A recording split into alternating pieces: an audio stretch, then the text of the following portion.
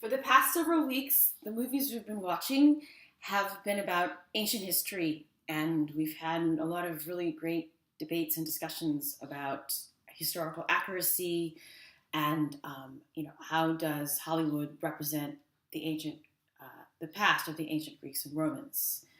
When our course began back in January, we were talking about Odysseus and Homer.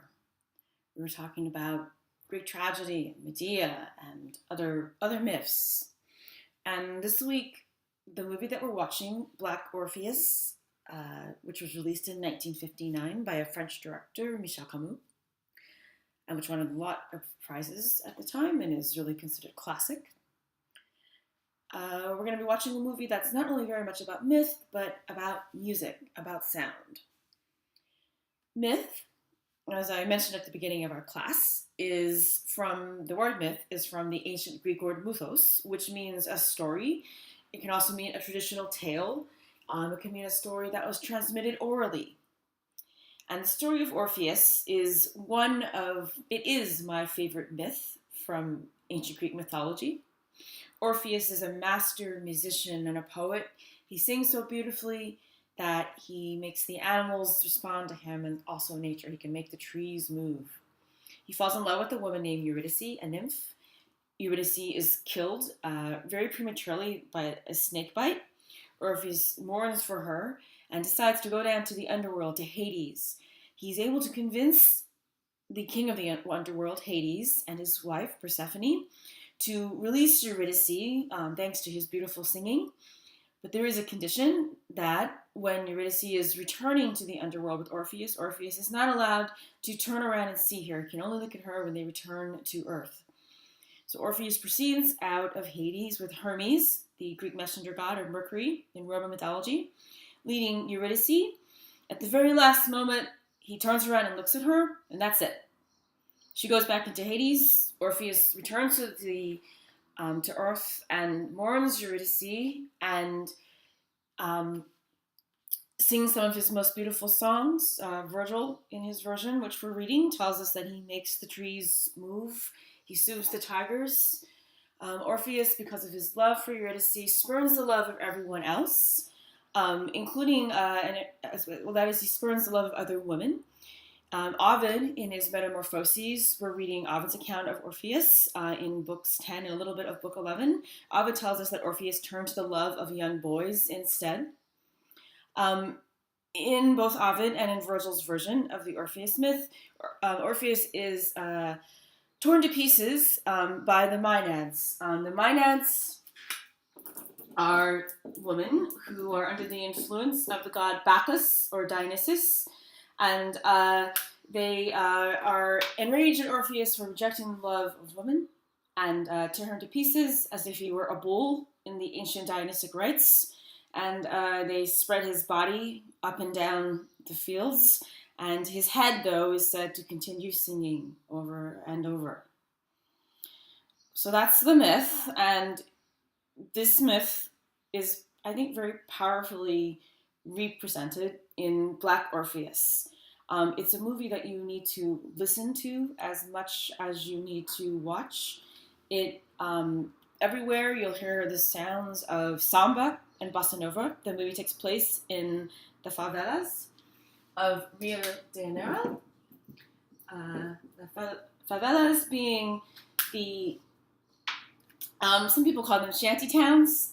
They are the places where the poor people have in Brazil live, and coming from the countryside to the cities in search of work. The favelas are in Brazil. I grew up on the mountains surrounding Rio de Janeiro and other cities, and they lacked running water, electricity. Any amenities weren't really considered part of the city itself.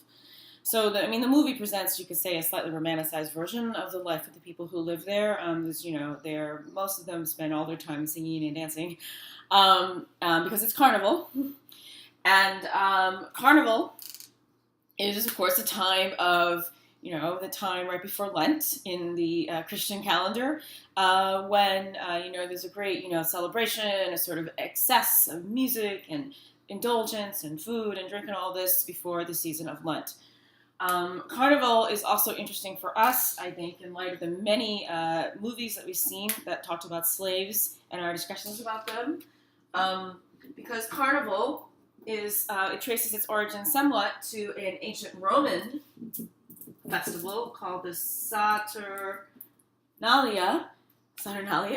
It's a festival in honor of the goddess Saturn, or Kronos in Greek mythology, the father of Zeus, and it used to occur in the middle of winter. It was so sometimes it's seen as a festival, giving people a chance to revel in the midst of the cold and the dark. Involving in ancient Roman times, it involved gift giving. It was noisy and loud. We have ancient Roman historians complaining about the noise and saying they just want to get away to their country estates because Rome is so noisy with people celebrating and making merry in the streets. It's also a time when we hear that some social conventions were to some extent turned upside down. It was a time when slaves actually were allowed to have an elaborate meal that they were served by their masters. Some sources do make it clear that slaves will have to cook the food, but Saturnalia and Carnival are times of upheaval, of the world being turned upside down, and of some kind of, you'll see in Black Orpheus, festival everywhere, music and sound. Again, this movie, I watched it again a couple days ago, and I still have the music in my head. I think it's really hard to get it out of your head once you hear it. And as you're watching it, really keep in mind the elements of the Orpheus myth, which the movie really does stick very close to. The movie itself is actually based on a play called Orpheus at the Conception by a Brazilian writer and musician and songwriter who actually I composed some of the songs in the movie. And Orpheus is a tram driver. Eurydice is a country girl who comes to the city. The Maenads are somewhat portrayed in the figure of Mira, M-I-R-A. She is the fiancée of Orpheus, and although he seems to be a little bit ambivalent about her. There are several scenes, involving Orpheus's power of music to make the sun rise, to calm and soothe, or at least to attract animals.